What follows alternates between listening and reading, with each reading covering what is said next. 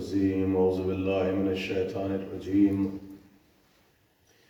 بسم الله الرحمن الرحيم الحمد لله رب العالمين والصلاة والسلام على سيدنا الأنبياء والمرسلين سيدنا ونبينا وشفينا بالقاسم محمد اللهم صل على محمد وعلى محمد وعلى الطيبين الطاهرين المعصومين المظلومين المنتجبين أما بعد فقد قال الله تعالى في كتابه المبين وهو أصدق الصادقين وقوله الحق بسم الله الرحمن الرحيم إنا أعطيناك الكوثر فصل لربك وانحر إن شانئك هو الأبتر الصلوات اللهم صل على محمد وآل محمد حضرات ایک مسلسل موضوع ہے اس کے ذیل میں آپ حضرات کی خدمت میں گفتگو کا سلسلہ جاری و ساری ہے اور میں اپنے معروضات کو ثواباً اور تبرکاً اختصار کے ساتھ آپ حضرات کی خدمت میں بیان کرنے کی سعادت حاصل کر رہا ہوں بسم اللہ ایک طرف موضوع تاریخ عصمت رہا اور تاریخ عصمت کے ساتھ ساتھ سیرت معصومین اور معرفت حضرت حجت علیہ السلام کے سلسلے میں اپنے سبجیکٹ کو پیش کرتا رہا بسم اللہ مگر چونکہ اس کے ساتھ ساتھ یہ ماہ مبارک رمضان بھی ہے تو میں درمیان کی مجلسوں میں کبھی ضرورت تقوی پہ گفتگو کرتا رہا اور کل کی مجلس میں اہمیت تقوی، ضرورت تقوی اور منزل موت کے سلسلے میں نے اپنے سبجیکٹ کو پیش کیا تاکہ کمیونٹی میں ایک بیلنس قائم رہے بسم اللہ اور اس ممبر سے ہر سبجیکٹ کو پیش کیا جائے مگر ولایت کے آئینے میں، ماشاء اللہ سیرت کے آئینے میں۔ کل گفتگو یہاں تک پہنچی تھی کہ اس سے بڑھ کے آپ کا شرف کیا ہوگا، آپ کا مرتبہ کیا ہوگا، سبحان اللہ آپ کی عظمت کیا ہوگی کہ کم از کم آپ کے اللہ نے، آپ کے رب نے، آپ کے خالق نے آپ کو لائق گفتگو کنسیڈر تو کیا۔ سبحان اللہ سبحان یا اللہ ایھا الذین آمنوا اتقوا اللہ، اے ایمان لانے والو۔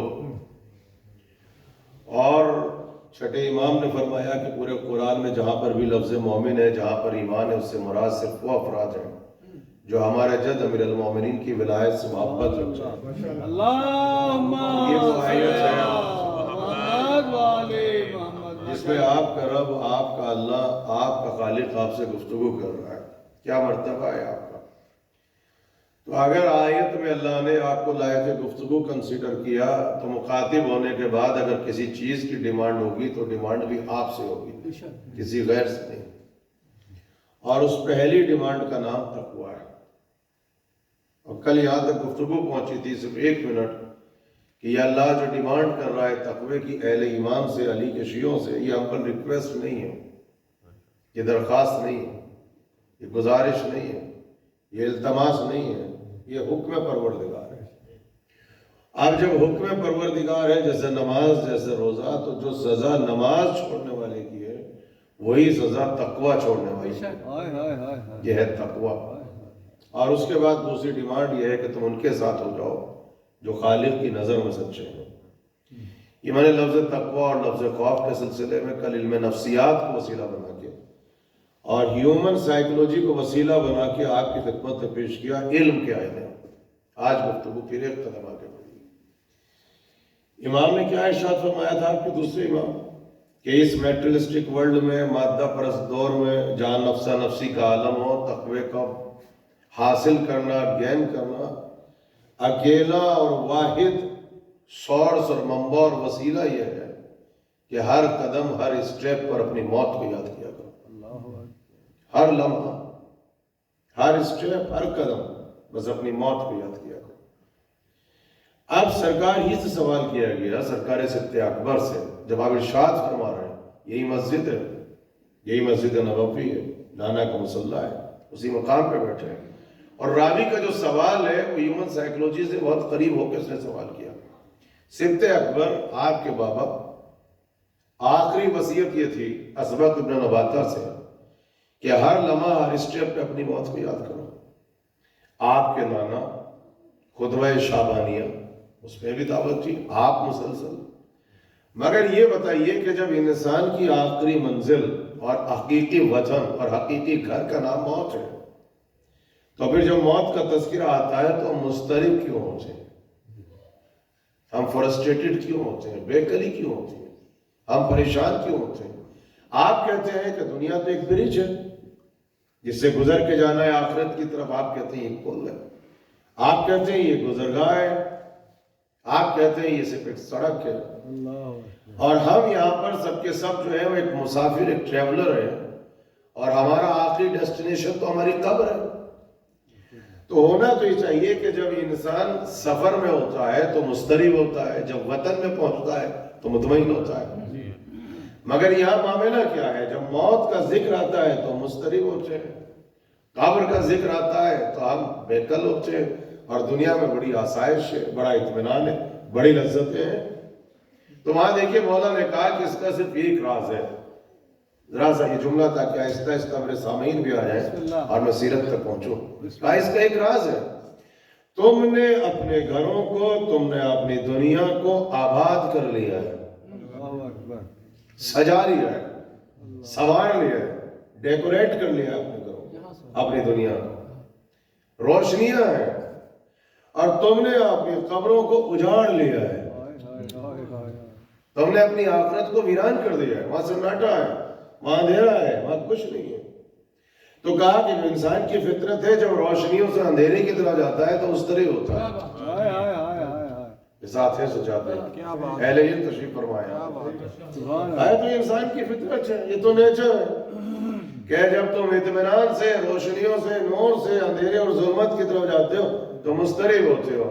اور وہیں پہ سبت اکبر نے کہا کہ جیسے تم نے اپنی دنیا کو سجایا، جیسے تم نے اپنی دنیا کو، اپنے گھروں کو آباد کیا، اگر اسی طریقے سے تم اپنی قبر کو آباد کر لیتے تو جب انسان ایک روشنی سے نکل کے دوسری آبادی کی طرف جاتا ہے تو پھر مضطرب نہیں ہوتا ہے، مطمئن ہوتا ہے. سبحان اللہ، سبحان تو اللہ. کہا کہ یہاں پہ بیٹھے مضطرب اضطراب تو یہاں بھی ہے. اب دیکھیے بالکل آج کی جو گفتگو ہے، بالکل میری 10 مجلسوں میں سے 12 مجلسوں میں سب سے خاص مجلس، اور کل کا یہ میرا بیان کاش میری انتظامیہ میرے سامعین تک پہنچا دے.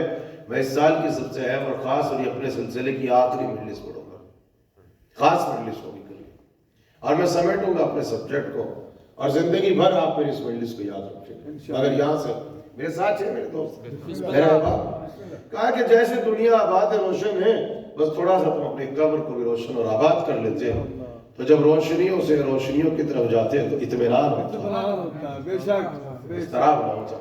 اب آپ سنیے، مضطرب تو یہاں پر بھی ہے، پریشان تو یہاں پر بھی ہے، لیکن اگر آپ کو یہاں پر کسی چیز کی ضرورت ہے تو آپ مجھے بتائیے کہ اگر آپ کے پاس یہاں پر کرنسی ہے، آپ کے پاس یہاں پر پاؤنڈ ہے، آپ کے یہاں پر پیسہ ہے، اگر گرمی ہے تو ایئر کنڈیشن لگوا سکتے ہیں، سردی ہے تو ہیٹنگ کا اہتمام کر سکتے ہیں، اچھا مکان ہے تمام کر سکتے ہیں.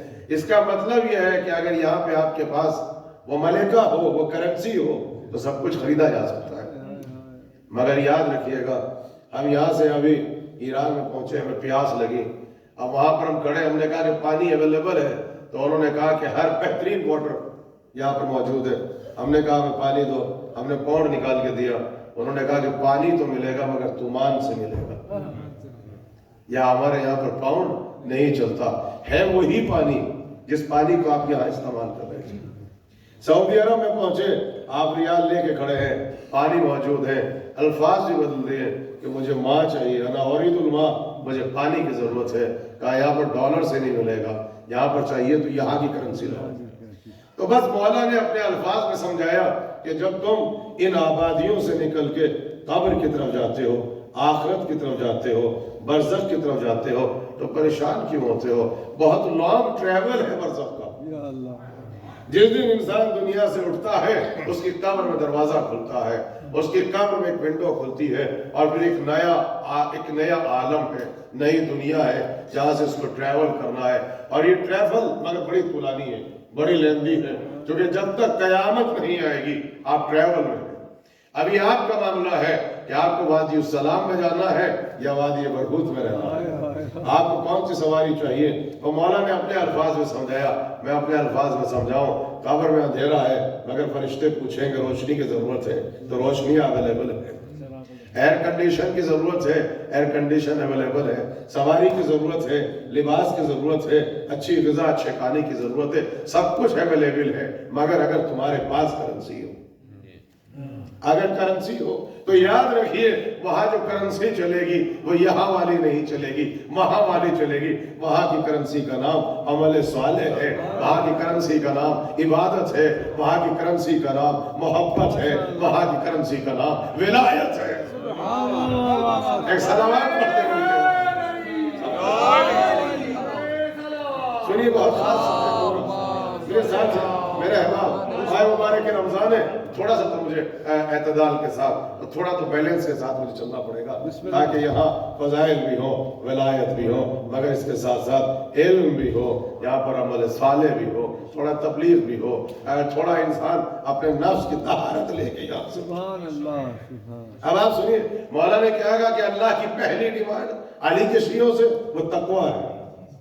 اس معاشرے میں آپ کی پہچان خوف الہی ہے، اس سماج میں جہاں پہ آپ بیٹھے آپ کی آئیڈینٹی صرف خوف پروردگار ہے، مگر تقویٰ حاصل نہیں ہو سکتا جب تک کہ تصور موت داخل نہ ہو جائے۔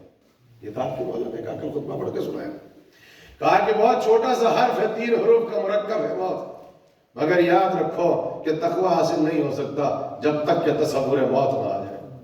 مگر اب آپ سنیے، یہاں پر سرکار کی حدیث سنیے کہ ہم نے کل قرآن کی آیت پڑھ کے سنائی تھی، انسان کی فطرت ہے موت سے فرار، اور وہ خالق کی فطرت ہے، اس نے قرآن میں بھی موت کے ساتھ لفظ فرار کو رکھا۔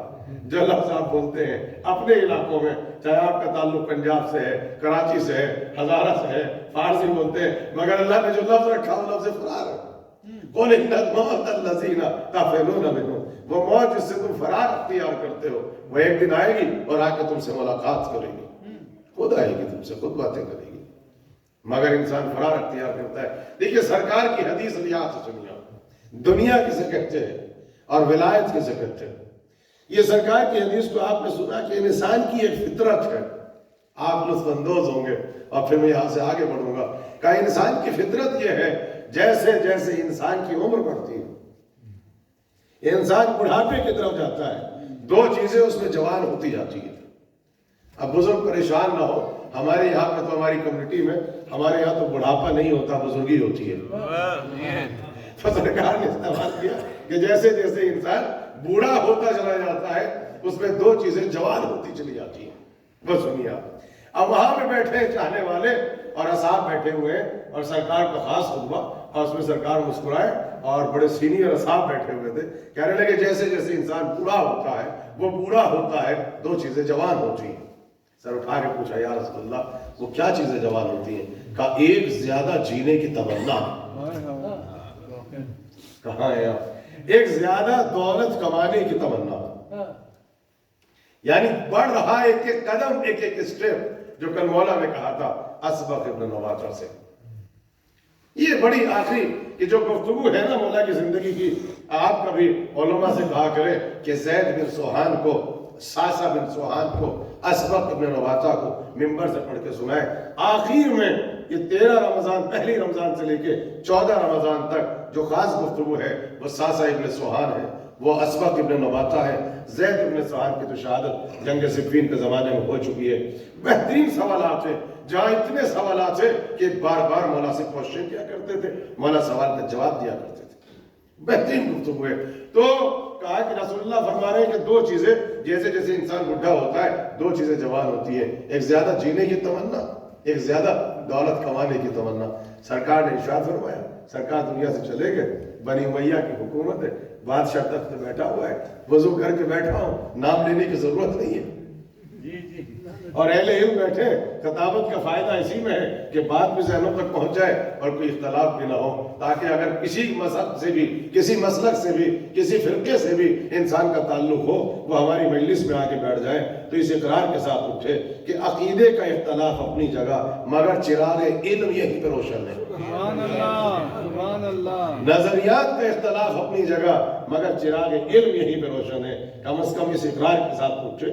تو اس نے یہ کہا کہ بھائی میری مملکت میں، اب یہاں سے سنیے، میرے علاقے میں جتنے آتے ہیں سب آ کے کہتے ہیں رسول اللہ نے کہا، رسول اللہ نے کہا، رسول اللہ نے کہا۔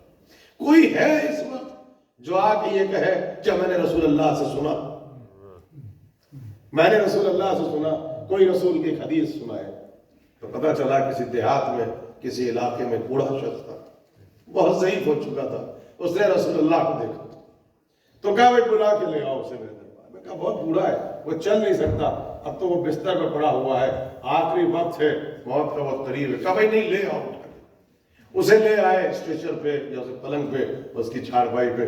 جب اسے لے کر آئے دربار میں پہنچا، اس کو کھڑا کیا، اسے کھانسی آ رہی تھی، بادشاہ بیٹھا تھا، اس نے کہا بھائی کتنے برس کے ہو؟ کتنے برس کا؟ کہا رسول اللہ کو دیکھا ہے۔ اس کو دیکھا ہے؟ کہنے لگے نہیں، بس ایک مرتبہ، ایک بار زیارت ہوئی ہے سرکار۔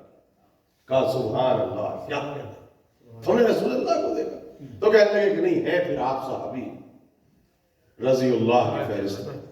اچھا یہ بتاؤ جب دیکھا ہے تو کچھ سنا ہونا بھی تھا رسول اللہ سے، اور اگر سنا تھا تو کچھ حافظے میں محفوظ بھی ہے۔ تو کہنے لگے اس دن آخری وہ یہ خطبہ سنا تھا، اس کے بعد تو میں نے دیکھا ہی نہیں، میرا تعلق مدینہ سے نہیں تھا، مجھے کچھ یاد نہیں رہا، بس ایک حدیث یاد رہی، وہ حدیث آج تک یاد ہے۔ کہا بھائی سبحان اللہ، ہم اپنی زندگی میں ایسی حدیث سنیں گے کہ سنانے والا یہ نہیں کہے گا کہ رسول اللہ نے کہا، بلکہ وہ یہ کہے گا کہ میں نے ڈائریکٹ رسول اللہ سے سنا۔ سبحان اللہ۔ کہا بھائی سناؤ کیا کہنے، ہم تمہیں اشرفیہ دیں گے، ہم تمہیں درہم دیں گے، ہم تمہیں دینار دیں گے۔ تو وہ ہنسا اور تھوڑا کھانسی آئی اور سانسیں اکڑ رہی تھی، کہنے لگا کہ رسول اللہ کو میں نے فرماتے ہوئے سنا، اب خود بھی بوڑھا ہے، جتنا جتنا انسان بوڑھا ہوتا جاتا ہے اس میں دو تمنائیں جوان ہوتی چلی جاتی ہیں، ایک زیادہ جینے کی تمنا، ایک زیادہ دولت کمانے کی تمنا۔ کہا یہ میں نے سرکار سے سنا۔ سبحان اللہ، بھئی کیا کہتے ہیں۔ آج جب جانے لگا تو کہا بھائی اس کو اشرفیہ دو، اس کو درہم دو، دینار دو۔ اب جب اس نے اشرفیوں کو دیکھا اور اس نے دینار کو دیکھا اور اس نے پیسہ دیکھا تو کھانسی آئی، پلٹ رہا تھا، رکا تو حاکم نے کہا بھئی ٹھہراؤ ٹھہراؤ، شاید دوسری حدیث یاد آ گئی۔ تو کہا کہ کیا کوئی دوسری حدیث یاد آئی؟ کہا دوسری حدیث تو یاد نہیں آئی، نیکسٹ ایئر آؤں واپس کوئی دوسری حدیث سنانے کے لیے، آؤں نیکسٹ ایئر۔ یہ کہنے کا مقصد کیا ہے کہ جیسے ہی دولت دیکھی، جیسے جیسے بڑھاپا بڑھا، ویسے ہی دو تمنائیں جوان ہو گئی، نیکسٹ ایئر تک زندہ رہنے کی تمنا اور زیادہ دولت کمانے کی تمنا۔ یہ سرکار نے ارشاد فرمایا۔ اب آپ نے دیکھا یہ ہے سبب کہ مولا نے کہا تھا اس وقت سے کہ اگر تم ہمارے شیعہ ہو تو ہر قدم میرے شیعوں کو میرا سلام کہنا اور کہنا ہر قدم ہر اسٹیپ بس اپنی موت کو یاد کرنا۔ اب آپ یہاں سے سنیے کہ مولا نے کس طریقے سے تربیت کی۔ میدان جنگ ہے، تیر چل رہے ہیں، بارش ہو رہی ہے، خون بہہ رہا ہے، شہداء کے جنازے آ رہے ہیں، ایسے میں بار بار آپ کے مولا، بار بار آپ کے مولا، دیکھیے علم عصمت ہے، جانتے ہیں سرکار کے پاس جاتے ہیں، جا کے کہتے ہیں یا رسول اللہ ہمیں شہادت کب ملے گی؟ جانتے ہیں پیغام آپ کو دینا ہے۔ کہا کہ شہداء کے لاشیں پڑے، یا رسول اللہ شہادت ہمارا ورثہ ہے، شہادت پہ ہم افتخار کرتے ہیں، یہ شہادت ہم کو کب ملے گی؟ مولا تو جانتے تھے، سوال کیا تاکہ تاریخ لکھے، بس سر اٹھا کے ہزاروں عارفوں کے مقولے قربان ہو جائے۔ سرکار کے ایک سوال پر میری طرف دیکھیے گا، ایک جملہ کہا، کہنے لگے کیف صبرک عند الموت۔ اگر آ گئی اور ملک الموت آ گیا نہیں، اس نے دروازے پہ آ کے نوک کر دیا اور پتہ چل جائے کہ آج ملک الموت محلے میں کھڑا ہے۔ دیکھیے میں ڈرانا نہیں چاہتا، آپ میرا انداز جانتے ہیں، میں علم کے آئینے میں پڑھتا ہوں، سیرت کے آئینے میں، لیکن اگر پتہ چل جائے کہ آج پارکنگ لاٹ پہ حضرت ملک الموت کھڑے ہیں، پورے اسٹریٹ میں کرفیو لگ جائے گا، کوئی نکل کے نہیں جائے گا، وہی جو کل کے اس نے میرا دروازہ دیکھ لیا تو کمرے تک آ ہی جائے گا۔ تو اب یہ بتائیے، اب یہی سوال دیکھیے، انسان کی فطرت کو دیکھیے، جیسے خالق نے گفتگو کی تھی کہ تم جو موت سے فرار اختیار کرتے ہو، اب سرکار اسی طریقے سے بات کر رہے ہیں، کیف صبرک عند الموت۔ علی اگر آ گیا ملک الموت، اس نے دروازے کو نوک کر دیا اور اسے دستک دے دی اور موت سامنے آ گئی اور اسے تم سے ملاقات کر لی، تو پھر صبر کیسے کرو؟ یا اللہ، کیا کہنا میرے مولا کا قسم خدا کی۔ سر اٹھایا اور مسکرائے، کہنے لگے یا رسول اللہ یہ آپ نے کیسا سوال کر لیا کہ میں کیسے صبر کروں گا؟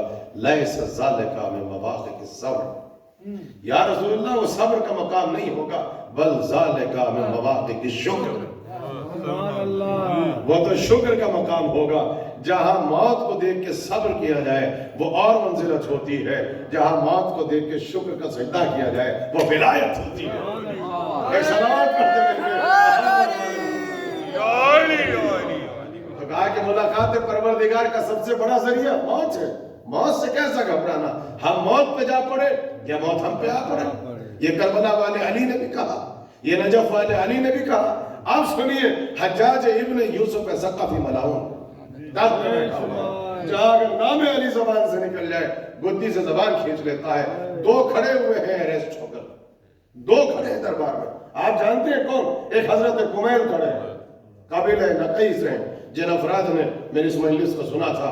یمن سے تعلق ہے, قبیلہ نقی سے ہے, اور مولا نے ولایت والا اسلام یمن پہنچایا. اور سرکار کی حدیث بھی ہے کہ قبیلہ نقی کے زیادہ تر افراد جنت میں جائیں گے. اور آج بھی جو حضرت حجت آئیں گے, جو وہاں کا مومنٹ ہوگا وہ لشکر یمنی آئے گا. یا پورا سلسلہ دیکھیے, کمیل ہاتھوں میں ہتھکڑیاں ہیں. اور آپ جانتے ہیں حضرت کمیل کی جو شہادت ہوئی ہے وہ صرف سر نہیں کٹا ہے, پہلے حضرت کمیل کے ہاتھوں کو کاٹا گیا ہے. حضرت کمیل کے بازو قلم ہوئے ہیں, اس کے بعد زبان کو گدی سے کھینچا, پھر حضرت کمیل کا سر قلم کیا. اور کمبر کے ساتھ تو وہ کیا جو کسی کے ساتھ نہ ہوا. کہا یہ بتا تو مولا کے لیے کیا کرتا تھا؟ بس سر اٹھا کے کہا میں تو مولا کے لیے وضو کے پانی کا اہتمام کرتا تھا. آپ اس جواب کی حکمت جانتے ہیں کہ ہر زمانے میں کیوں میرا سبجیکٹ ہے کہ آپ امام حسین کے سفیر بنے, آپ مولا کے نظام کو پیش کریں, آپ صادق آل محمد کے لیے باعث زینت بنے. یہ کمبر نے یہ کیوں نہ کہا کہ میں مولا کے جانور کے لیے پانی کا اہتمام کرتا تھا, چارے کا اہتمام کرتا تھا, رکاب پہنتا تھا. یہ کمبر نے یہ کیوں کہا کہ وہ مولا کے لیے وضو کے پانی کا اہتمام کرتا تھا؟ اس کا سبب یہ ہے کہ زمانہ وہ ہے کہ جب علی کی شہادت کی خبر شام میں پہنچی تو حاکم شام نے کہا تھا کہ علی مسجد میں جاتے تھے, کیا علی نماز پڑھتے تھے؟ تو جہاں پر ویسا نظام تھا, ویسا معاشرہ تھا, وہاں کمبر نے جا کے جواب دیا میں تو علی کے لیے وقت نماز وضو کے پانی کا اہتمام کرتا ہوں. اب سمجھ میں آیا آپ کی ذمہ داریاں کیا ہے, آپ کی مسئولیت کیا ہے؟ تو قتل کیا گیا دونوں کو, کمبر کو بھی اور حضرت کمیل کو بھی, مگر دونوں مسکرا رہے تھے. اب یہ سوال سنیے تو حجاج تڑپ کے کہتا ہے, لڑک گیا سر, کہتا ہے مجھے ایک بات بتاؤ, میں شیعہ اہل بیت کے خون کا پیاسا ہوں, میں جب بھی علی کے شیعوں کو قتل کرتا ہوں یہ نیت ہو کہ سر کٹا کے مطمئن کیوں ہوتے ہیں. یہ آپ دیکھیے, آپ میں سے جتنے بیٹھے ہیں اہل پاکستان, کسی نہ کسی کا غم آپ نے اٹھایا ہے. ہماری میتیں ہمارے گھروں سے کم اٹھتی ہے, ہمارے لاشیں میدان سے زیادہ اٹھتے ہیں, ہمارا کفن سفید کم ہوتا ہے, ہمارا کفن سرخ زیادہ ہوتا ہے. آپ نے دیکھا, مگر حجاج ملعون پوچھ رہا ہے کہ تم علی والے جب میں شہید کرتا ہوں, جب میں قتل کرتا ہوں تم مطمئن کیوں ہوتے ہو؟ میرے ہاتھ میں خنجر ہوتا ہے, میں مستعد کیوں ہوتا ہوں؟ بس کمبر نے جواب دیا, کہا کہ یہ موت تمہارے نزدیک فنا ہے, ہمارے نزدیک موت اور قبر جو ہے ہمارا اصلی مقام ہے. جب موت آتی ہے تو وسیلہ بنتی ہے ملاقات علی کا. ہماری قبر میں سب سے پہلے بانی پہ علی آتے. اب جملہ سنو, علی نے کہا موت ذریعہ ہے ملاقات پروردگار کا, کمیل نے کہا موت ذریعہ ہے ملاقات حیدر کرار کا.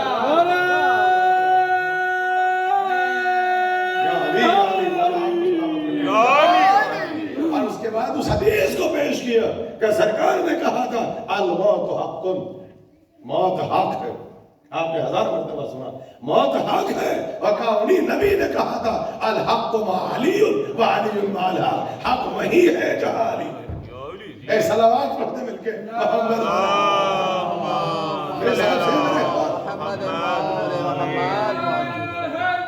یا علی. شکر ہے کہ خدا کہا کہ آپ اس سبجیکٹ میں بھی نعرہ لگا رہے ہیں. ایک 72 صلوات پڑھتے مل کے محمد والے محمد. آخری مجلس سے آپ کی عشرہ رحمت اور ماہ مبارک رمضان, بھائی پریشان تو نہیں ہے سبجیکٹ سے؟ بسم اللہ. 10 دن جب ہو گیا امام حجت کے بعد موت تک پہنچاؤ تاکہ کچھ تزکیہ نفس کی توفیق بھی مل سکے, تاکہ صحیح طریقے سے معرفت ولایت حاصل ہو سکے. اب آپ سنیے گا, اللہ کی پہلی ڈیمانڈ تقوی, تقوی گین نہیں کر سکتے جب تک ذہن میں تصور موت نہ ہو۔ اب تیسرا جملہ اور اب گفتگو ایک قدم آگے بڑھے گی، اور انشاءاللہ اگر یہاں داد دیتے ہوئے شرم آتی ہے تو گاڑی چلاتے ہوئے داد دیں گے آج سنیے۔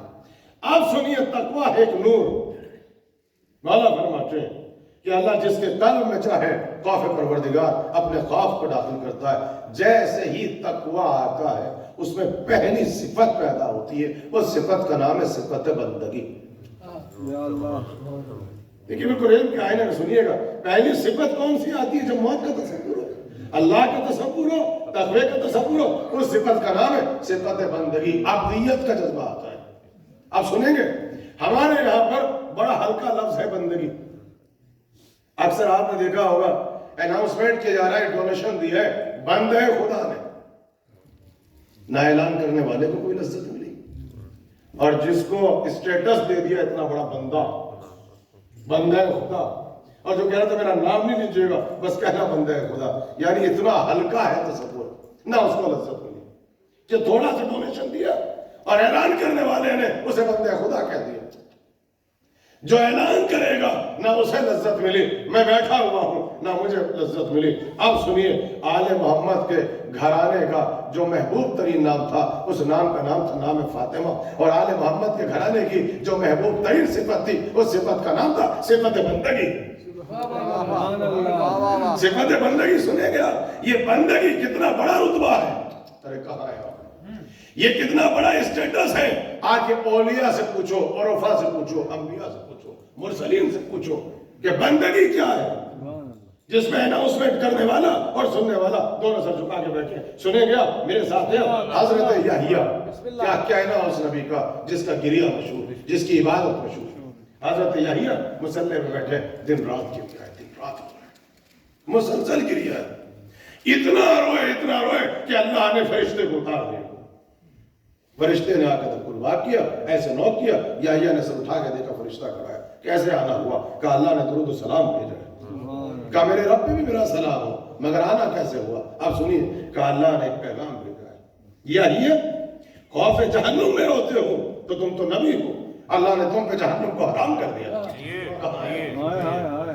یحییٰ رونے کا سبب کیا ہے؟ اگر جنت کا اشتیاق ہے، جنت تمہارے لیے بنی ہے، جنت تمہاری مشتاق ہے، جنت تمہارے لیے، جنت تم پہ واجب ہے۔ رونے کا سبب کیا ہے؟ یحییٰ اتنا گریہ کیوں ہے؟ کیا کہنا؟ میرا سلام حضرت یحییٰ پر، جیسے ہی سنا تو اور رہے، سر اٹھا کے کہا میرے رب کو میرا سلام کہنا، میرے رب کو میرا شکریہ کہنا، اور جا کے میرے رب سے کہنا کہ یحییٰ خوف جہنم میں نہیں روتا ہے، یہ یحییٰ جو رو رہا ہے یہ جنت کی تمنا میں نہیں روتا، ملک اور بے الہی میں رہتا ہے۔ تڑپنے لگا، لرزنے لگا، کہا میرا رب پوچھ رہا ہے پھر رونے کا سبب کیا ہے؟ سنو گے؟ کہنے لگے یحییٰ میرے رب سے جا کے کہہ دو بس ایک مرتبہ مجھے اپنا بندہ کہہ کے پکار لے۔ آپ نے سر جھکا دیا، میرے اللہ سے کہہ دو، میرے رب سے کہہ دو کہ بس ایک مرتبہ مجھے اپنا بندہ کہہ کے پکار لے۔ جملہ کہہ دو یہ یحییٰ ہے، یہ نبی مقام عبدیت میں ہے، اور کیا تمنا ہے؟ میرے اللہ سے کہہ دو ایک مرتبہ مجھے اپنا بندہ کہہ کے پکار لے۔ مجھے نہیں پتا تاریخ پہ کس کی نظر ہے، مجھے نہیں پتا اہل علم پہنچیں گے یا نہیں پہنچیں گے، مگر انہی بندوں میں ایک بندہ ایسا بھی تھا، انہی بندوں میں ایک بندہ ایسا بھی تھا جو امتحان عبدیت میں بالکل چپ کھڑا تھا اور آواز آ رہی تھی فادخلی فی عبادی، حسین میرے بندوں میں داخل ہو۔ کیا بات، ارے صلوات پر ذرا مل کے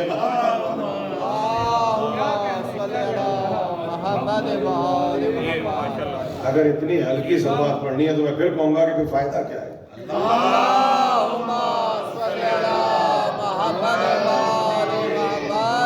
اگر یہ ڈیسائیڈ کر کے بیٹھے ہو کہ تب بولو گے جب میں رانے پیٹوں گا تو بتاؤ۔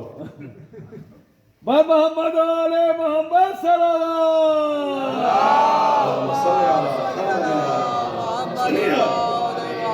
یہ یحییٰ جیسے نبی کی منزلت ہے، اے اللہ بس ایک مرتبہ مجھے اپنا بندہ کہہ کے پکار لے، مگر انہی بندوں میں ایک بندہ ایسا بھی تھا، ضائع نہ جائے جملہ، جو امتحان عبدیت میں بالکل چپ کھڑا، اور آواز آ رہی تھی حسین میرے بندوں میں داخل ہو جا۔ سمجھ میں آیا بندگی کسے کہتے ہیں؟ اور قریب آئے، یہود و نصارہ آ گئے جناب مریم کے پاس، کہا نہ آپ ایسی نہ تمہارے باپ ایسے. ارے کہاں ہے؟ پھر یہ بچہ کہاں سے آیا؟ آئے ہیں طہارت کا سرٹیفکیٹ لینے. یہی ہے نا. اللہ نے کہا کہ چپ کا روزہ رکھ لو, چپ کا روزہ رکھ لو. اللہ کا شکر ہے اس وقت جو ہے مریم کی شریعت میں چپ کا روزہ تھا تو قبول ہو گیا. حالانکہ آج اگر ہوتا چپ کا روزہ سب سے ڈیفیکلٹ روزہ ہوتا. لوگ سمجھتے ہیں روزہ آسان تھا, وہ سب سے ڈیفیکلٹ روزہ تھا. کردار پر تہمت لگ رہی ہے. کہا خاموش ہو جاؤ, اشارہ کر دو. بچے کی طرف اشارہ کیا تو بچے نے اپنا تعارف کرایا. ماں کی طہارت کا سرٹیفکیٹ نہیں دیا. کہنے لگے انی عبد اللہ, میں تو اللہ کا بندہ ہوں. آپ سمجھتے ہیں کہ کیا آپ نہیں سمجھتے کہ عیسیٰ کو ناز کرنا چاہیے تھا رسالت پر؟ اللہ نے نبی بنا کے بھیجا, اللہ نے کتاب دے کے بھیجی, مگر عیسیٰ نے پہلے یہ نہیں کہا میں اللہ کا نبی ہوں. ارے کہا ہے نبی ہے خدا, آن ڈیوٹی, صاحب کتاب ہے, مگر نہیں کہا. پہلے کیا کہا؟ انی عبداللہ, میں تو اللہ کا بندہ ہوں. جیسے ہی یہود نصارہ نے سنا پلٹ گئے, کہنے لگے جس کے پاس تاج عبدیت ہو وہ سب کچھ ہو سکتا ہے, وہ گنہگار نہیں ہو سکتا. اس کے ماں باپ گنہگار نہیں ہو سکتے. اس کے بعد کہا اللہ نے نبی بنا کے بھیجا, اللہ نے مجھے کتاب دے کے بھیجا, مگر افتخار کس بات پہ کیا؟ اللہ کا بندہ ہوں, اللہ کا بندہ ہوں. اچھا آپ دیکھیے, اگر وعدہ کریں, اگر قرآن سے کنیکٹڈ ہیں تو یہ جملہ سمجھ میں آئے گا. اب سنیں گے, آپ ختم قرآن ہوا ہے. عیسیٰ کہہ رہے ہیں نا میں اللہ کا بندہ, انی عبداللہ انی عبداللہ انی عبداللہ, میں اللہ کا بندہ. اللہ نے تو نہیں کہا کہ عیسیٰ میرا بندہ. کہاں ہے آپ؟ اللہ نے تو نہیں کہا عیسیٰ میرا بندہ, مگر ایک بندہ ایسا بھی ہے جب شب معراج آئی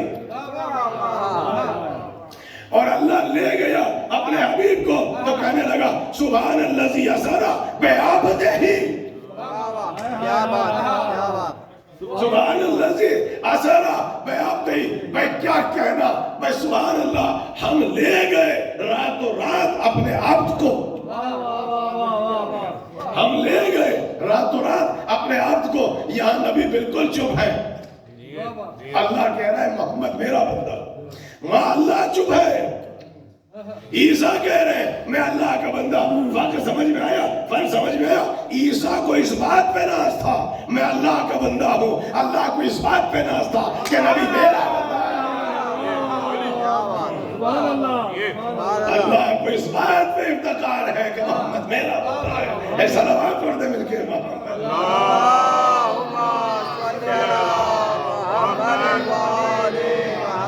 یہ قرآن سے وابستہ رہیے. آپ یہاں پہ بیٹھے ہوئے ہیں, اکثر آپ نے ہمارے کچھ احباب یہاں پر آتے ہیں, یہاں ارواح کی شکوہ کرتے ہیں کہ آپ چپ بیٹھے ہیں, آپ بولتے نہیں, اور زور سے بولیے.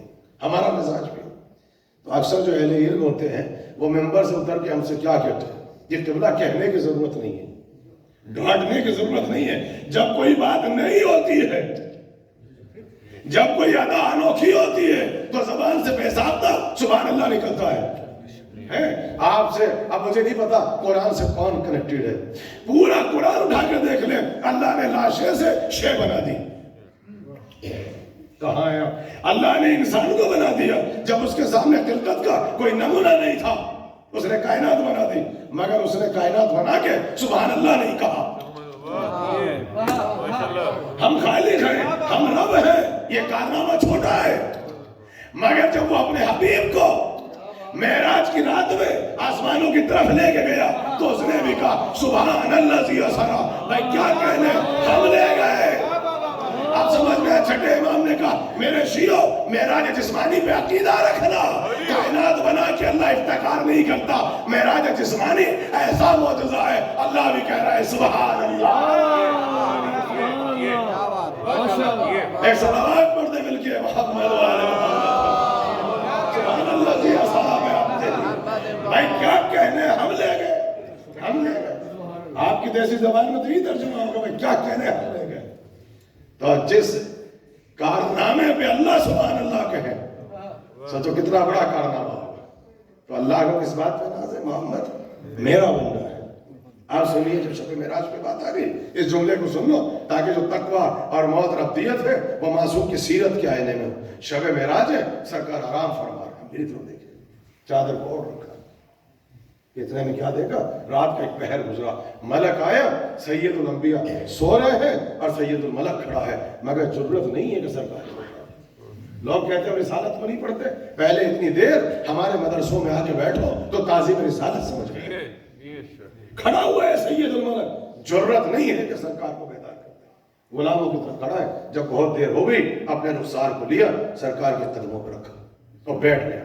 इतने में सरकार ने आगे खोली, कहने लगे अकीम जिब्राइल खैरियत तो है, कैसे आ रहा हूं? वही जवाब, अल्लाह ने आप पे दरूद और सलाम भेजा। सुभान अल्लाह। का रहती कायनात और कायनात के बाद तक मेरे रब पे भी मेरा सलाम हो। सुभान अल्लाह। कम्युनिकेशन देखिए आप, कहाना कैसे हुआ आप सुनिए। कहने लगे अल्लाह ने ये 2 तमगे आपके लिए भेजे, एक तमगा उठाइए और चूमिए और सर पर लगा दीजिए, 2 में से।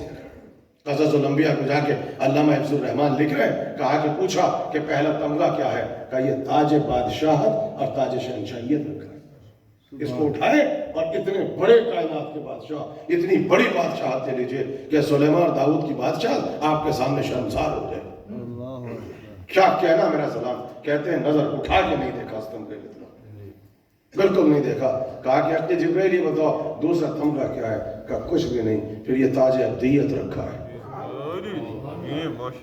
बस ताज अब्दियत रखा है, इसको उठा लें, सर पर लगा लें, बस फिर कुछ नहीं, बस अल्लाह का बंदा बन जाए।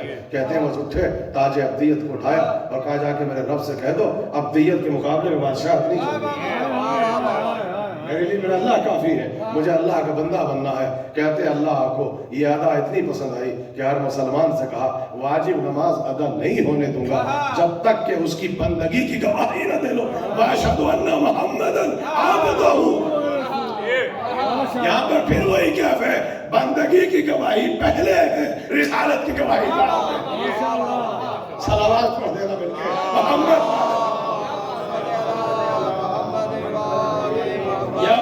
है, ये बंदगी है, जब तक के बाद आती है। अब जरा सीरत मासूम की तरफ चले। तकवा क्या है कि जब इंसान के पास अब्दियत हो, जब ताज अब्दियत हो, जब वो समझ ले कि मेरा अल्लाह मेरे लिए काफी है, तो क्या कैफियत होती है। मैंने अपने हर अमाल में, और तकरीबन कोई मजलिस ऐसी नहीं है जिसमें मूसा इब्न जाफर का तस्किरा न किया है ना, तस्किरा मूसा इब्न जाफर का। मगर देखिए अपने इमाम तक पहुंचूंगा, मगर अपने इमाम से पहले कि अगर आप थोड़ा सा अपने नफ्स की सुलह कर लें, आपकी जिंदगी में मौजूदा होगा, आपकी जिंदगी में इनकलाब बर्पा हो जाएगा। आपने तारीख इज्तिहाद में, तारीख फुक़हा में एक बहुत बड़ा नाम सुना होगा, शेख मुर्तजा अंसारी। थोड़ा सा ताकि एक फकीह का मर्तबा समझ में आ जाए, एक आलिम का मर्तबा समझ में आ जाए। देखिए आप सब वर्किंग पेशा है ना, जॉब करते हैं, कारोबार करते हैं, तिजारत करते हैं, ठीक है मैं 40 मिनट पढ़ता हूं, मगर ये हमारे पूरे वर्ल्ड में, पूरी दुनिया में एक अजीब संकेत है कि आलिम करता क्या है। 40 मिनट की मजलिस है, ये करते क्या है। तो मैं आपको डिस्करेज नहीं कर रहा हूं, लेकिन काश आपको पता चल जाए कि एक आलिम का कंट्रीब्यूशन क्या होता है, एक आलिम तैयार कैसे होता है। खाली एक किताब लिखने के लिए अल कदीर, सिर्फ एक किताब, यहां पे बैठना या नारा लगा देना या जवाब देना या डिस्करेज कर देना, किसी की मुखालफत करना, किसी के अकीदे पे शक करना, किसी पे तहमत लगाना बहुत आसान है। आके देखो तारीख की आजादारी और एक आपके हक के सिलसिले में आपके फुक़हा ने, आपके उलमा ने, आपके मराजे ने कितना लहू बहाया है। नूरुल्लाह शूस्तरी किताब लिखते हुए जहांगीर के दरबार में 2 ऊंट लाकर एक टांग को एक कैमिल से बांध दिया, दूसरी टांग को दूसरे कैमिल से बांध दिया, दोनों कैमिल्स को डिफरेंट डायरेक्शन में भेजा। जुर्म क्या था, फिक़ह जाफरी को तब कर रहे थे, फिर सर कटा। ये आपके उलमा, आपके फुक़हा जिनके मुताल्लिक आप पूछते हैं कि आलिम करता क्या है, फकीह करता क्या है, फकीह ऐसे बनता, ये नूरुल्लाह शूस्तरी है। आज सारी दुनिया जिसे देखो, हमारे चाहने वाले भी ताजमहल आगरा, आगरे को याद करते हो ताजमहल के साथ। किसी नौजवान से पूछो कि वहां एक दूसरा शहीद भी तो है, एक सैयद भी तो है, ऐसी क्या पता वो कौन है। उसी आगरे में जहां ताजमहल है वहीं काज़ी नूरुल्लाह शूस्तरी है। तुमने ताजमहल को आगरे की मारिफत का जरिया बनाया, مگر چونکہ فقہا سے دور ہو گئے، علماء سے دور ہو گئے، ہم نے معرفت کو چھوڑ دیا تو اللہ شستری کو چھوڑ دیا. صرف ایک کتاب القدیر مولا کی ولایت کو ثابت کرنے کے لیے. آپ کی ولایت واقع قدیر آیت اللہ امیری نے 40 برس تک کتاب لکھی. آپ پوچھئے آپ آنے کے بعد کہ عالم کیا کرتا ہے؟ 40 برس لگائے صرف 20 والیوم القدیر، 20 والیوم.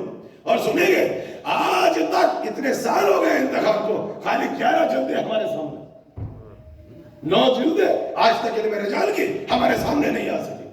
دنیا میں کبھی مصر جا رہے ہیں، کبھی ہندوستان جا رہے ہیں، کبھی جو ہے وہ دمشق جا رہے ہیں، کبھی عراق میں، کبھی ایران میں. خود ناصر الملت کے لائبریری میں ہندوستان میں بیٹھے پاؤں خراب ہے، چلنا محال ہے، چلنا مشکل ہے. ایک کتاب القدیر کو لکھا. یہ تحفہ دیا آپ کے علماء تاکہ ولایت سمجھ میں آئے. اور سنیں گے جب انسان اپنے آپ کو سپرد کر دیتا ہے اپنے خدا کے سامنے، اپنے ایمان کے سامنے، تو ابھی میں نے آپ کے سامنے مرتضی شیخ مرتضی انصاری کی مثال بھی دیتا چلا. ہے کوئی عالم جو یہاں پہ آ کے بیٹھے اور نماز پڑھائے جب تک شیخ مرتضی انصاری کو پڑھ کے نہ آ جائے؟ وہ توزیل مسائل کو سمجھے گا، وہ فقہ کو سمجھے گا، وہ حلال حرام کے مسائل سمجھے گا. شیخ مرتضی آپ جانتے ہیں کہ مولا کا کیا احسان ہوا جب اپنے آپ کو نجف کے سامنے سپرد کر دیا. درس دے رہے شیخ مرتضی انصاری بیٹھے، درس اتنا مشکل ہے کہ شاگرد بیٹھا ہوا ہے اس کی آنکھ سے بالا تر، وہ نہیں سمجھ رہا ہے، اصول پڑھا رہے ہیں، اصول پڑھا رہے ہیں، اصول سمجھ میں نہیں آ رہا، پریشان ہو گیا شاگرد.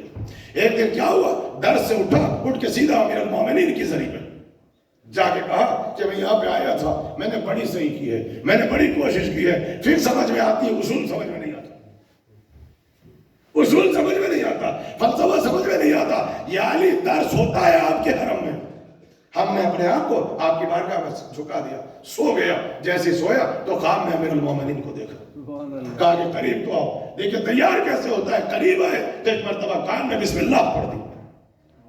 کہا جا کے درس میں بیٹھ جاؤ. آپ جو درس میں بیٹھا ہے تو وہاں پہ، لیکن جب مل جائے تو پھر علم کافی نہیں ہے جب تک کہ علم کے ساتھ انکساری نہ ہو، جب تک علم کے ساتھ توازے نہ ہو. اب درس میں بیٹھا ہے تو اب تہذیب پہ تو ثقافت بھی ہو. وہاں پہ شیخ مرتضی انصاری پڑھا رہے ہیں، وہ بڑھ بڑھ کے بول رہا ہے، بڑھ بڑھ کے بول رہا ہے. جب بہت دیر ہو گئی تو مرتضی انصاری نے کہا ذرا قریب تو آؤ.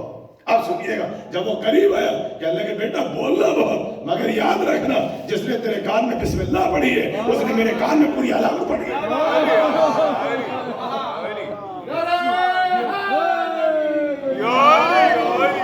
اس نے میرے کان میں پوری علامت پڑھی ہے. اب سمجھ میں آیا کہ جب انسان اپنے آپ کو سرنڈر کر دے اپنے رب کے سامنے، اپنے مولا کے سامنے، تو جب عالم بنتا ہے تو لطف ولایت ہوتا ہے. ایک سلامات پڑھ دے مل کے محمد تبدیل کریں خود کو.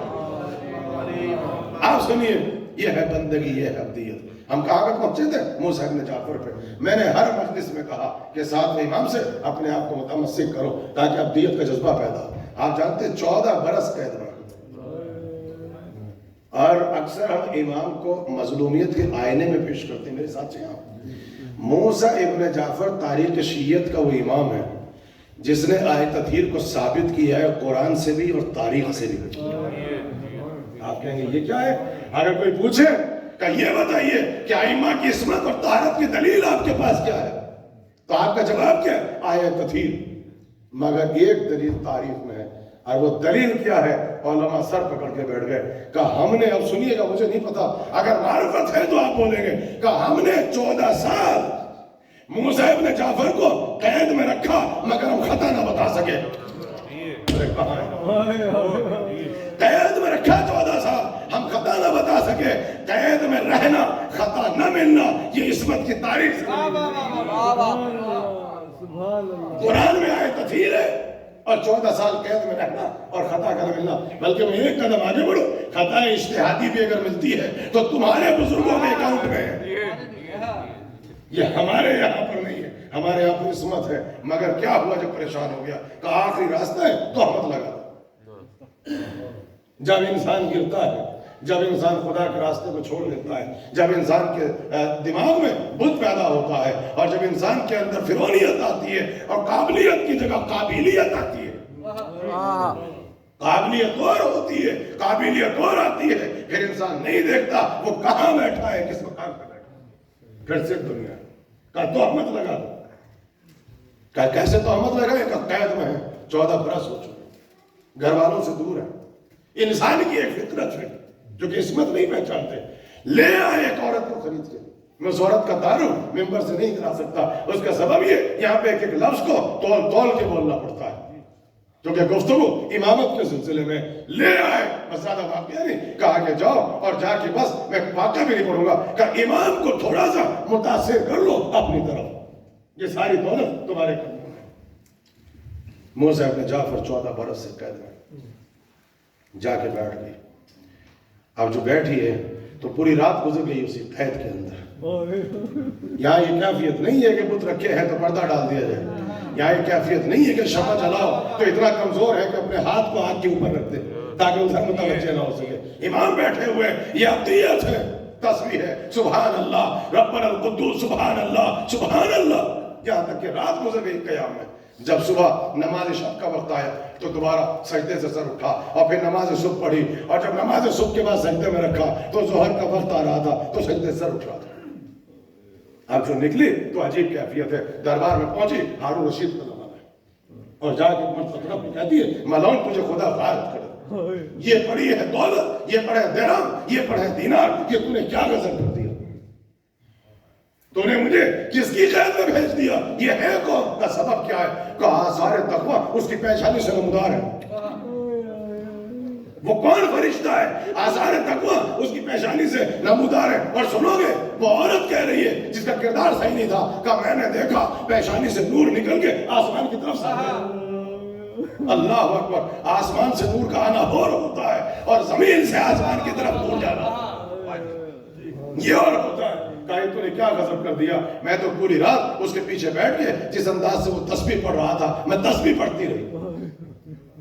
یہ دیکھنا چاہتے آل محمد آپ کو، جس سماج میں جاؤ، جس معاشرے میں جاؤ، لوگ آپ کا کردار دیکھیں، یہ علی کے شیعہ ہیں۔ کہا میں تو پوری رات تسبیح پڑھتی رہی، عبادت کرتی رہی، یہ پڑی ہے دولت، یہ پڑی ہے ثروت، میں اس کو کیا متاثر کر دی، وہ ایک لفظ نہیں بولا، اس کے کردار نے میرے کردار کو تبدیل کر دیا، اس کی شخصیت نے میرے کردار کو بدل دیا۔ بس ایک جملہ کہوں گا عزیز، اس واقعے کو سنا، کوئی مسکرایا، کوئی رویا، کسی نے سبحان اللہ کہا، ایک معصوم کی عبادت کو دیکھا، کس کو دیکھا، خالی ایک معصوم کی عبادت کو دیکھا، بد کردار سے با کردار بن گئی، کافرہ سے مومنہ بن گئی۔ اے فرش عذاب آگے بیٹھنے والوں، مجھے ایمان سے بتاؤ، جس قوم پہ اوپر 14 معصومین کی عبادت کا سایہ ہو، اس قوم کو کیسا ہونا چاہیے؟ ایک صلوات پڑھ کے محمد ایک معصوم کی عبادت دیکھو تو یہ اثر تھا۔ اور اگر کوئی قوم ایک ہو اور اس کے اوپر 14 معصومین کی عبادت کا سایہ ہو تو بتاؤ اس قوم کو کس مقام پہ ہونا چاہیے۔ مگر یہ جب ممکن ہے جب ابدیت کا تصور، میں نے ہر مجلس میں 7ویں امام کو پڑھا اور بار بار اپنے نوجوانوں سے کہا کہ کوشش کیا کرو اپنے آپ کو موسیٰ ابن جعفر سے کنیکٹ کرنے کے لیے، تاریخ شیعت کا مظلوم امام۔ اگر عرفان چاہتے ہو، بندگی چاہتے ہو، عبادت چاہتے ہو، طہارت چاہتے ہو، مشکلات کا حل چاہتے ہو، ذرا آؤ باب الحوائج کے دروازے۔ مگر کیا ظلم کیا، یہ کربلا والا امام کا سجدہ مکمل نہ ہوا۔ سنیں گے سنیں گے، اب ذرا سنیے گا، وقت نہیں بچا، میں چاہتا ہوں آج کی مجلس کو 7ویں امام ہی میں لے جا کے ختم کر دوں تاکہ رزق معرفت میں اضافہ ہو۔ مگر کل آئیے گا، میں نے آپ سے بار بار کہا اتنا اہم سبجیکٹ تھا کہ اگر وقت معین پر آ جائے تو شاید کو زندگی میں تبدیلی پیدا ہو۔ کل میری آخری مجلس اور بہت خاص مجلس ہوگی۔ امام کو قید میں رکھا جاتا تھا، قید میں، کبھی کبھی موقع ملتا تھا نظر بند میں جانے کا اور کبھی موقع ملتا تھا کہ امام باہر آئے اور جتنا وہ باہر آتے تھے اپنی امامت کو اسٹیبلش کرتے تھے، ایک علم سے اور ایک عصمت سے۔ مسجد نبوی میں اب آئیے کیا ہوا امام کے ساتھ، اب ذرا سا علمی گفتگو اگر میرے ساتھ ہیں تو ذرا سا سنیں۔ امام ہر مسلمان کا فریضہ کیا ہے جب وہ حج کرتا ہے تو اس کے بعد کیا کہتا ہے کہ جب تک روزے رسول کی زیارت نہ ہو حج نامکمل ہے. ہر مسلمان کا فریضہ روزے رسول پہ جاتا ہے. پوری دنیا کے مسلمان مدینے میں حج کے بعد یہ سب سے بڑا کراؤڈ ہوتا ہے روزے رسول اللہ کا. سب آتے ہیں زیارت کے لیے. بادشاہ نے کہا جب آیا زیارت کے لیے کہ اس سے بڑا کوئی مناسب موقع نہیں ہو سکتا اپنی خلافت کو مرنے کا. سب سے بڑا موقع ہے. عرب بھی ہے, عجم بھی ہے, سب جمع ہیں, سب روزے رسول پر سب سلام کر رہے تھے. یا نبی اللہ ہمارا سلام, یا رسول اللہ ہمارا سلام, یا حبیب خدا ہمارا سلام. یہ بلندی پہ گیا, اس نے نیا سلام ایجاد کیا. اے میرے کزن برادر, اے میرے چچا زاد بھائی, آپ پہ میرا سلام. یہ دیکھیں جو فرعونیت آتی ہے روزے رسول پہ کھڑا ہے. کہو کزن برادر, اے میرے چچا زاد, آپ پہ میرا سلام. کیوں؟ کہا ساری دنیا متوجہ ہو جائے کہ امتی ہونا اور ہوتا ہے. اور یہ تو سگا خاندان سے آگے ہے, قبیلے سے آگے ہے, جو کزن کہہ کے سلام کر رہا ہے, اپنا خاندانی رشتہ دار بتا رہا ہے. وہ موسیٰ ابن جعفر جو ہمیشہ خاموش رہتے تھے, جن کی خاموشی مشہور تھی, انہوں نے کہا کہ خاموش رہنا دلیل نہیں ہے, اب بولنا ہوگا تاکہ حقائق ہو سکے. اب امام قریب ہے اور جانے کے بعد عجیب طریقے سے سلام کیا, کہنے لگے السلام علیکم یا جدہ, اے میرے دادا, اے میرے بابا, آپ پہ میرا سلام. اے میرے جد, آپ پہ سلام. لاکھوں کا مجمع ایک مرتبہ پریشان ہو گیا کہ یہ کون آ گیا جو ڈائریکٹ کہہ رہا ہے کہ میں تو نبی کا خون ہوں, میں تو نبی کا گوشت ہوں, میں تو نبی کا جگر ہوں, میں تو نبی کا پارٹ ہوں. یہ کون آ گیا؟ بھائی خاندانی ہونا, رشتہ دار ہونا اور ہوتا ہے, لہو ہونا, خون ہونا, بیٹا ہونا یہ اور ہوتا ہے. یہ تو اور قریب آ گئے. ہر انسان کا یہ کون کا وہ 14 برس سے قید میں تھا, یہ کون کا جو نظر بند تھے, یہ کون جو ہاؤس ارسٹ کا, اللہ اکبر, یہ ہے صادق آل محمد کا بیٹا. مجمع جو امام کے پاس, امام نے توجہ ہٹائی, مصلی پہ پہنچے. زیارت کے بعد فریضہ کیا ہے؟ 2 رکعت نماز زیارت. زیارت کے بعد 2 رکعت نماز زیارت. امام نے کوئی توجہ نہیں فرمائی, مصلی بچھایا, کہنے لگے اللہ اکبر, اللہ اکبر. جیسے یہ کہا, حاکم بیٹھا ہوا تھا, کہا میری ساری خلافت کو اس نے ختم کر دیا, اس کی ایک سلام نے میری حکومت کا تختہ الٹ دیا, کوئی فائدہ نہیں ہے. قید میں رکھا, کیا ملا؟ تو تکبیر کے لیے ہاتھ اٹھے, کہا ابھی ہتھکڑی لگاؤ. ایک کربلا والا امام کے سجدہ مکمل, ایک کاظمین والا امام کا تکبیر مکمل, تکبیر. ہاتھ اٹھ رہے تھے ایسے, کہہ رہے تھے اللہ اکبر, اور ایسے پہلے نیچے آتے, ایسے ظالم نے ہتھکڑیاں ڈال دی اور امام کو کھینچتا ہوا دربار میں لے کے گیا. یہ موسیٰ ابن جعفر کھینچتا ہوا لے جا رہا ہے امام کو. اور کمزور کتنا ہو چکے تھے ساتویں امام. یہ لکھنے والوں نے لکھا کہ جب وہ آئے خراسان سے کچھ لوگ امام کی زیارت کے لیے, اور آپ جانتے ہیں اس روایت کو, 25 رجب کو پڑھتے ہیں, اور انہوں نے دروگہ زندان سے کہا کہ روشن دان سے زیارت کرا دے, تو انہوں نے خود گواہی دی کہ وہ امام نہیں تھے, سفید چادر کا کوئی کپڑا پڑا ہوا تھا. میں کیا کروں, یہ مسائل شروع ہو گئے. حالانکہ میں تو آپ کے سامنے امام کی سیرت پڑھ رہا ہوں. اتنا کمزور, اتنا لاغر ہو گیا کہ خیر خانہ ایسا تھا کہ امام خود فرماتے ہیں کہ اگر میں قیام کروں تو قیام نہیں کر سکتا تھا, اور اگر میں سجدے میں جاؤں تو سجدہ ممکن نہیں چلتا. اب آتا کیا تھا, تھوڑا سا گرم پانی اور ایک سیکی ہوئی روٹی. اس طریقے سے امام کو رکھا. یہ کسی غریب گھرانے کا فرد نہیں تھا جس کے 18 بیٹے ہوں اور جس کے 18 بیٹیاں ہوں, یعنی بھرے گھر کا وارث تھا. اللہ اکبر. اور غربت کا عالم آپ نے دیکھا, 14 برس گزر گئے. امام کے ہاتھوں میں ہتھکڑیاں, اور اس طرح امام کو کھینچتا ہوا دربار میں لے کے چلا, اور ظالم غصے کے عالم میں بیٹھ گئے. اب یہاں ٹہل رہا ہے, تخت نہیں بیٹھتا. یہ ہارون رشید کا زمانہ ہے, یہ ٹہل رہا ہے. جیسے امام آئے تو غضبناک ہو کے کہتا ہے, یہ آپ نے کیا کہا کہ رسول آپ کے دادا, یہ آپ کے جد کیسے, آپ کا خونی رشتہ کیسے, ہم اور آپ بالکل سیم ہیں. کہا سیم کس لیے؟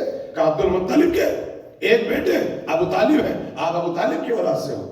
دوسرے بیٹے عباس ہیں, ہم عباس کی نسل سے ہیں. ہمارا اور آپ کا سیم رشتہ ہے. آپ نے اپنے آپ کو رسول اللہ کا بیٹا کیوں کہا, خون کیوں کہا, آپ نے سلام کیوں کہا؟ بہت دیر ہو گئی. امام کہنے لگے ہم کیا کریں, اگر آئے مباہلے میں خدا ہمیں نبی کا بیٹا کہتے ہیں, اگر خود خدا آئے مباہلے میں ہمیں نبی کا بیٹا کہتے ہیں, تو تیری حقیقت کیا ہے کہ تو انکار کر دے.